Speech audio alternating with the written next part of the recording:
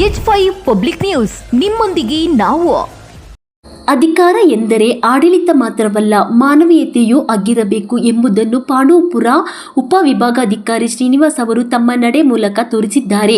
ತಮ್ಮ ಹುಟ್ಟುಹಬ್ಬವನ್ನು ಅದ್ದೂರಿಯಾಗಿ ಆಚರಿಸದೆ ಮಂಡ್ಯ ಜಿಲ್ಲೆಯ ಕೆಆರ್ಪೇಟೆ ತಾಲೂಕಿನ ಚಿಕ್ಕೋನಹಳ್ಳಿ ವೃದ್ಧಾಶ್ರಮದಲ್ಲಿ ವೃದ್ಧರೊಂದಿಗೆ ಸರಳವಾಗಿ ಆಚರಿಸಿದರು.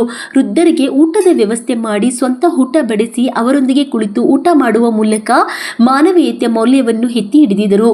ಅಧಿಕಾರಿಯ ಈ ಸರಳತೆ, ಸೇವಾ ಮನೋಭಾವ ಮತ್ತು ಮಾನವೀಯ ನಡೆ ಸಾರ್ವಜನಿಕರ ಮೆಚ್ಚುಗೆಗೆ ಪಾತ್ರವಾಗಿದ್ದು ಸಮಾಜಕ್ಕೆ ಮಾದರಿಯಾಗಿದೆ.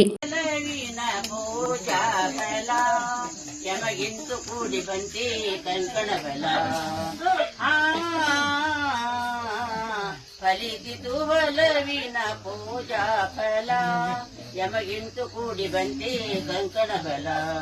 ಕಟ್ಟು ಪೀತಾಂಬರ ಬಿಟ್ಟು ಜಲತಾದಿ ಸೀರೆಯ ತೊಟ್ಟು ಸಪ್ತಪರಿ ನಾಗೋಲೆ ಊರು ಕೇರಿ ಉಯ್ಯಾಲೆ. ಸಪ್ತಪರಿ ನಾಗೋಲೆ ಊರು ಕೇರಿ ಉಯ್ಯಾಲೆ.